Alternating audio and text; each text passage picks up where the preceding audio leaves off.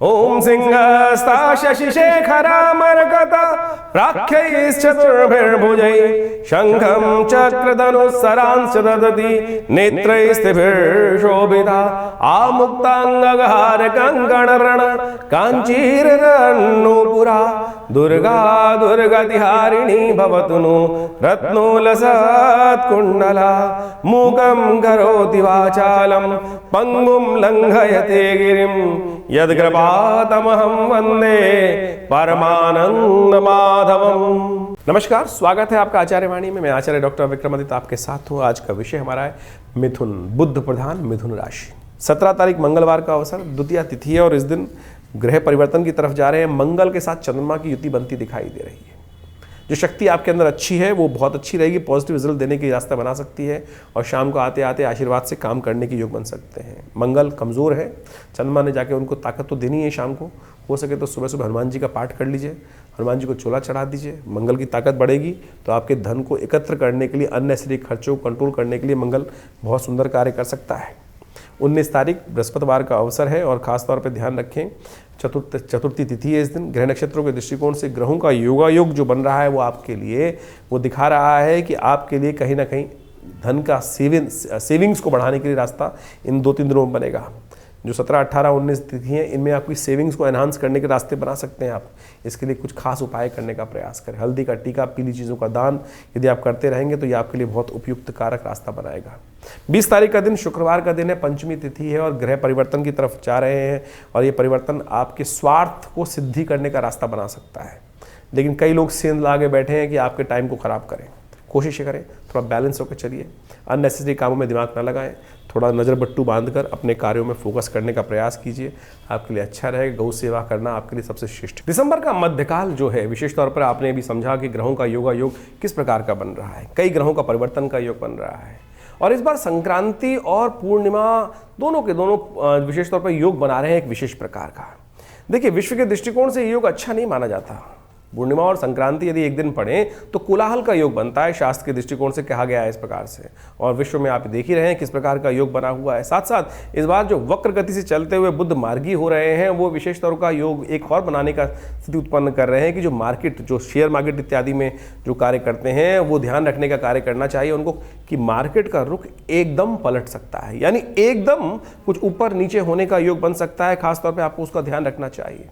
इसके साथ साथ तेजी का रुख लगातार जो बनता दिखाई दे रहा है, शनि और शुक्र पर मंगल की दृष्टि जो पड़ रही है वो विशेष तौर पर कहीं ना कहीं परिवर्तन का योग बहुत बना रही है। तेजी बाजार में रह सकती है और इस तेजी में रहते हुए जब ये परिवर्तन का योग बनेगा विशेष तौर पर जो बुध हैं वो मार्गी, जो वक्री मार्गी होने का योग बनाएंगे, वक्र गति से मार्गी की तरफ जाएंगे तो ये खास तौर पर रुख पलट सकता है। तो ऐसे में ध्यान रखते हुए कार्य करने की जरूरत है। देखिए, समय को पहचानने की आवश्यकता है और ऐसे में पौष का महीना जो है वो विशेष तौर पर आरंभ हो ही रहा है दिसंबर के मध्यकाल के अंदर।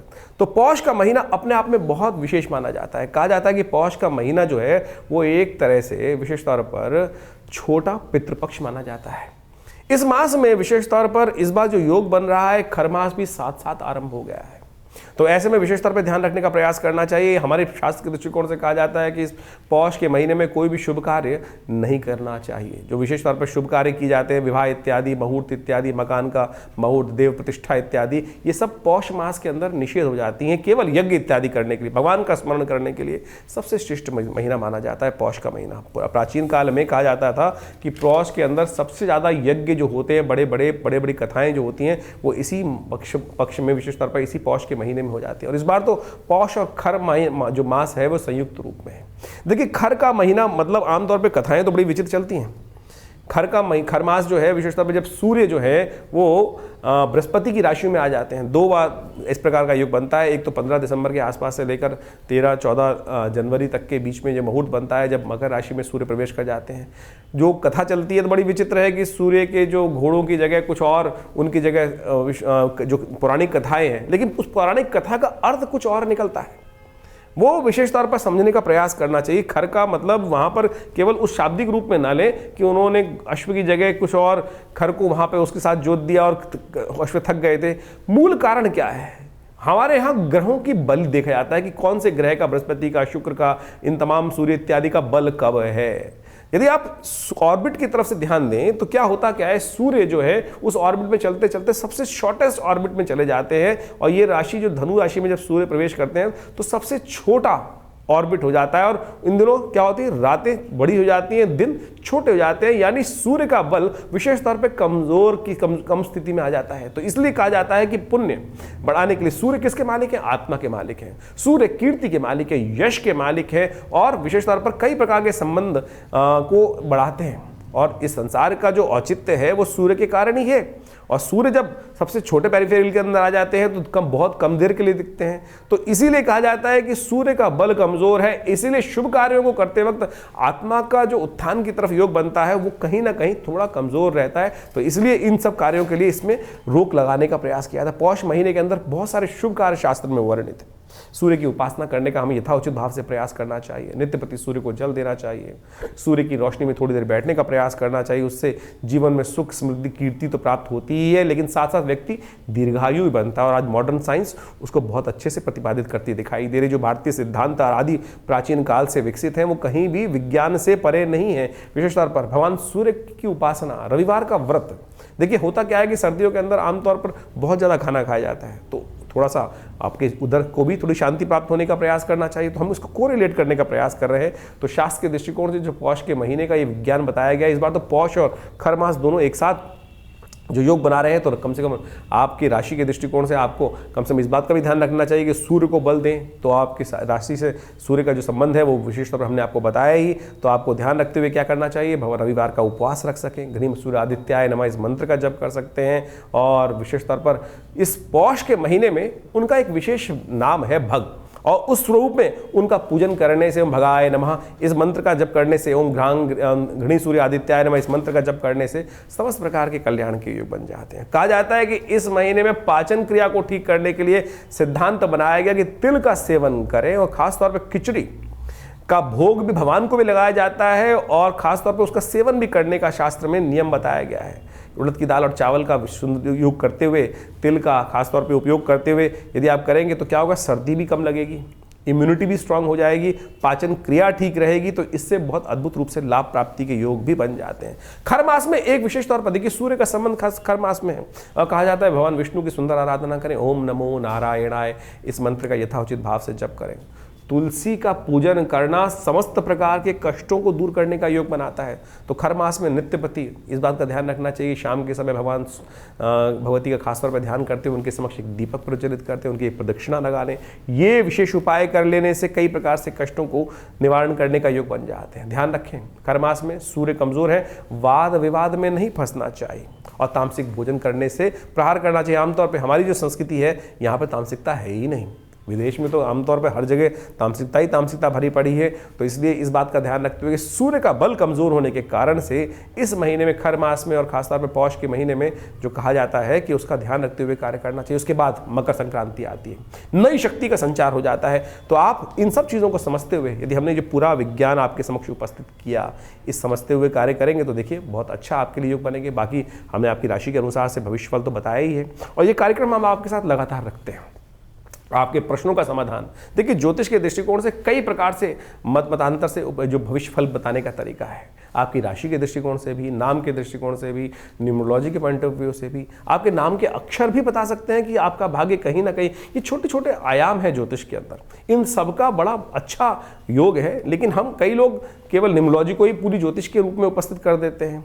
तो ज्योतिष की जो गणनाएं हैं, जो हमारे विशेष तौर पर गणना शास्त्र के अनुसार से जो बताया गया है, ग्रहों की योग इत्यादि के संबंध में बताया जाता है, उसका तो वर्णन किया ही नहीं जा सकता। लेकिन बाकी छोटी छोटी चीज़ें बहुत अच्छी हैं, महत्वपूर्ण हैं, उनका भी सहयोग लेते हुए हम आपके साथ लगातार बने रहते हैं, और बहुत सारी लगातार वीडियोस आपके समक्ष उपस्थित करते रहते हैं। हमारा आश्रम दिल्ली में इस सब चीज़ों में बहुत अच्छा शोध कार्य पिछले करीब 50-60 सालों से कर ही रहा है। आचार्य श्री केशव देव जी महाराज के सानिध्य में हमने भी समस्त शिक्षा दीक्षा ग्रहण करने का प्रयास किया, और बाल्यकाल से पिताजी के सानिध्य में रहते हुए बहुत सारे शोध करने का अवसर मिला, चाहे वो मुद्रा विज्ञान हो, चाहे वो भारतीय संस्कृति के संबंध में और भी बहुत सारे मंत्र विज्ञान, यज्ञ विज्ञान, और उन्हीं सब में हमने पूरे विश्वास के साथ सीखा, समझा।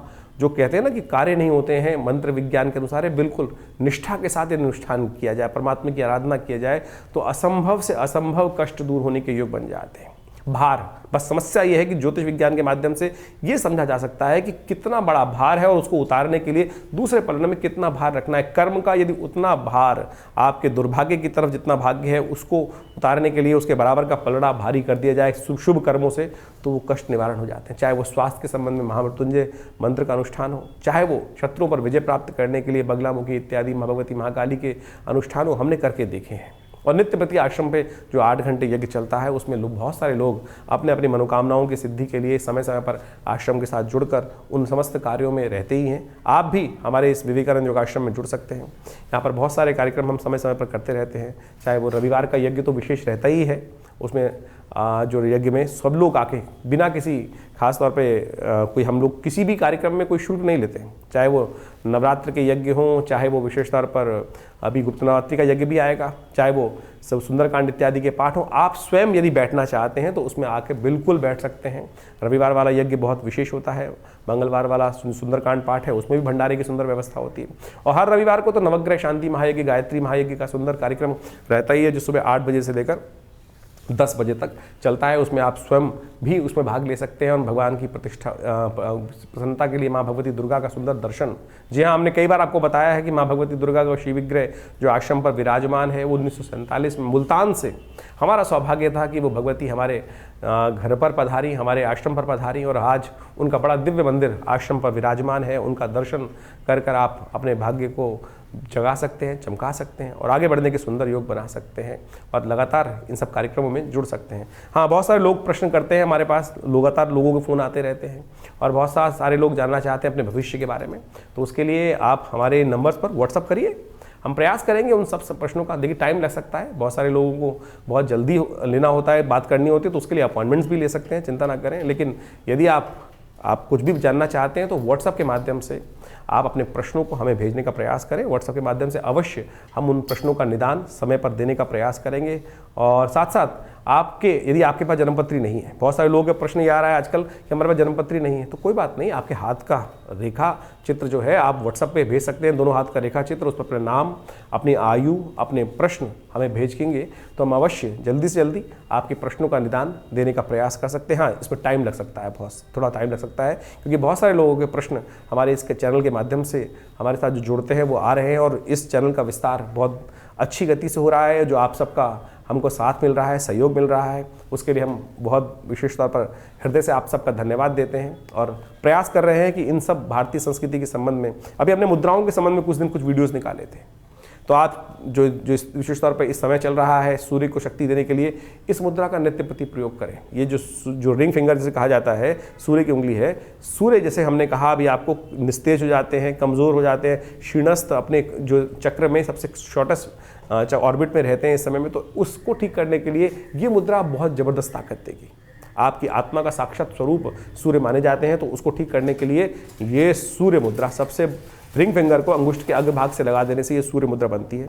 इसका नित्य प्रति प्रयोग कम से कम दिन में 5-5 मिनट करके 45 मिनट यदि प्रयोग करेंगे तो नहीं आवश्यकता पड़ेगी आपको कोई नग पहनने की, कोई और कार्य करने की। यही शरीर के स्विच जो है आपके बहुत से कष्टों को दूर करने का योग बना सकते हैं। अभी बहुत जल्दी नववर्ष आ रहा है, नववर्ष आपके लिए कैसा रहेगा उसके लिए हमने एक पूरा वीडियो आपके साथ रखा है और उसमें पूरी तरह से ग्रहों की अवस्थाएं किस प्रकार की हैं, क्या है, वो सब हम आपको बताने का उसमें प्रयास किया है हमने, और आप लगातार हमारे साथ जुड़ सकते हैं। बहुत सारे लोग एक बात और समझ रहे, हमारे नाम से बहुत सारे लोग कई बार कहते हैं कि हमने आचार्य जी को जन्मपत्री दिखा के हम फ़ोन में बात करिए, देखिए अपॉइंटमेंट लेके बात करेंगे तो बहुत अच्छा रहेगा।